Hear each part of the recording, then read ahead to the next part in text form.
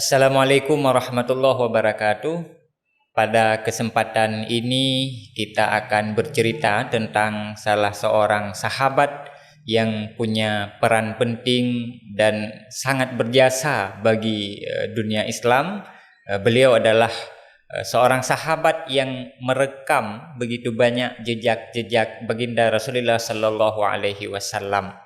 Beliau adalah sahabat yang bernama Abdurrahman bin Sakhar yang lebih dikenal dengan nama Abu Hurairah. Apa yang menarik dari kisah hidup dan perjalanan kehidupan sosok Abu Hurairah ini? Abu Hurairah ini adalah sahabat Rasulullah Sallallahu Alaihi Wasallam yang meriwayatkan paling banyak hadis. Hadis yang beliau riwayatkan tidak kurang dari 5.000 hadis. Sehingga ini menjadi prestasi yang luar biasa bagi sosok Abu Hurairah. Prestasi yang mengalahkan para sahabat-sahabat Rasulullah Sallallahu Alaihi Wasallam yang lebih dulu masuk Islam dan berjuang bersama baginda Nabi Sallallahu Alaihi Wasallam, baik dari kalangan kaum muhajirin maupun dari kalangan kaum ansar. Tetapi di balik prestasi yang ditoreh oleh Abu Hurairah radhiyallahu an, beliau memiliki sisi kehidupan lain. Prestasi ini beliau raih dengan harga yang sangat mahal dan dengan pengorbanan yang sangat besar.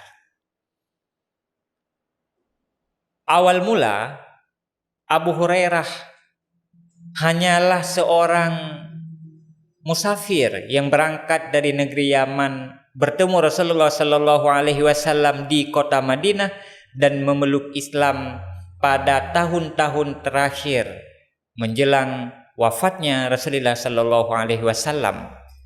Abu Hurairah masuk Islam pada tahun yang ke-7 Hijriah, periode antara perjanjian Hudaybiyah dengan peperangan Khaybar. Abu Hurairah menyadari betul bahwa beliau telah terlambat masuk Islam. Beliau jauh tertinggal dari sahabat-sahabatnya yang lain, jauh tertinggal dari sahabat muhajirin yang telah berjuang bersama Nabi semenjak Nabi berdakwah di Mekah. Beliau juga jauh tertinggal dari sahabat-sahabatnya yang lain dari kalangan Ansar yang telah lebih dulu memberikan pengabdiannya kepada Rasulullah dengan menyambut Rasulullah dan membantu Rasulullah menjadikan kota Madinah sebagai pusat pengembangan Islam dan dakwah Rasulullah Sallallahu Alaihi Wasallam. Karena sadar akan ketertinggalan dirinya, maka Abu Hurairah mengambil satu sikap yang luar biasa di dalam hidupnya. Mengambil satu kesimpulan hidup yang tidak gampang dan tidak mudah ditekuni dan dijalani oleh siapapun. Beliau mengabdikan dirinya sepanjang hidup Rasulullah Sallallahu Alaihi Wasallam. Beliau selalu berada di majelis-majelisnya Rasulullah dan beliau termasuk dari kalangan salah seorang sahabat yang tergolong di dalam sahabat Ahlus Sufah. Ahlus Sufah ini adalah kelompok sahabat yang hidup dalam keadaan fakir dan miskin. Kenapa? Karena para sahabat ini berkonsentrasi untuk menghadiri majelis-majelis Rasulullah, untuk mengikuti setiap langkah dan jejak Rasulullah. Abu Hurairah sebagai salah seorang Ahlus Sufah yang begitu disayangi oleh Rasulullah Sallallahu Alaihi Wasallam merupakan Ahlus Sufah yang paling banyak meriwayatkan hadis. Di mana Rasulullah duduk, apa yang dilakukan oleh Rasulullah, apa saja yang keluar dari bibir Rasulullah Sallallahu Alaihi Wasallam, beliau rekam sedetil-detilnya. Kemudian beliau riwayatkan kepada generasi-generasi selanjutnya. Untuk mengejar ketertinggalan ini, Abu Hurairah hidup dalam keadaan yang sangat memprihatinkan. Sehari-hari beliau lebih sering kelaparan. Malah diceritakan oleh para sahabat-sahabatnya yang lain, termasuk dikuatkan oleh pengakuan dari Abu Hurairah sendiri, bahwa sepanjang mendampingi Rasulullah Shallallahu Alaihi Wasallam, beliau merasakan kelaparan dan paling sering merasakan tubuhnya gemetar dan menggigil karena menahan rasa lapar yang mendera dirinya.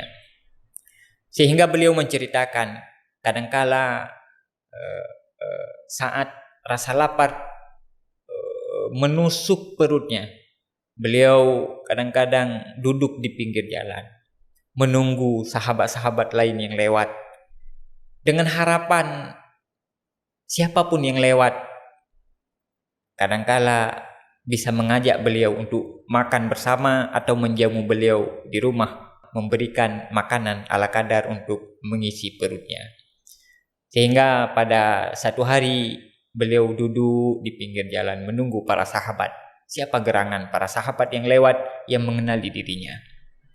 Kebetulan waktu itu lewatlah sosok sahabat Sayyidina Abu Bakar As-Siddiq radhiyallahu an. Ketika Abu Bakar lewat di depan Abu Hurairah, Abu Hurairah mencoba untuk menarik perhatian Abu Bakar. Beliau meminta kepada Abu Bakar untuk membacakan 1-2 ayat Al-Quran. Permintaan itu bukan tanpa alasan. Beliau hanya sekedar menarik perhatian Sayyidina Abu Bakar As-Siddiq untuk kemudian mengharap Abu Bakar bisa mengajak beliau ke rumah dan memberikan sedikit makanan. Tetapi karena satu dan lain hal, Abu Bakar membacakan 1-2 ayat Al-Quran, lalu beliau pergi meninggalkan Abu Hurairah. Pada waktu yang lain, Abu Hurairah saat menahan lapar, badannya gemetar dan menggigil, sehingga pada suatu waktu beliau duduk di Masjidin Nabawi. Beliau duduk sambil menahan rasa lapar. Ternyata saat itu Abu Hurairah benar-benar merasa lapar, sehingga tidak sanggup menahan rasa laparnya. Abu Hurairah badannya gemetar hingga akhirnya jatuh pingsan. Sahabat yang lain mengira Abu Hurairah sakit, sehingga para sahabat berkumpul di tempat Abu Hurairah. Lalu kemudian ternyata apa yang terjadi? Abu Hurairah bukan sakit, tetapi Abu Hurairah jatuh pingsan karena didera rasa lapar yang sungguh sangat luar biasa. Abu Hurairah tidak makan selama berhari-hari, sehingga kadang-kadang beliau menceritakan saat lapar tak sanggup ditahan, beliau mengambilkan batu lalu diikat di perutnya agar rasa lapar yang beliau rasakan sedikit berkurang. Begitulah perjalanan Abu Hurairah, dan begitulah pengorbanan Abu Hurairah untuk mengejar ketertinggalan beliau dari sahabat-sahabat yang lain. Para sahabat dari kalangan Muhajirin dan kalangan Ansar mungkin sudah bisa lebih rileks, mungkin sudah bisa lebih leluasa untuk melakukan kesibukannya masing-masing. Tetapi Abu Hurairah merasa diri telah telat masuk Islam, dan ketertinggalan itu harus dikejar walaupun dengan mengorbankan kehidupan pribadinya, walaupun harus dibayar dengan rasa lapar yang tak terkira. Maka ini harus menjadi inspirasi bagi kita semua bahwa kita harus mengejar ketertinggalan.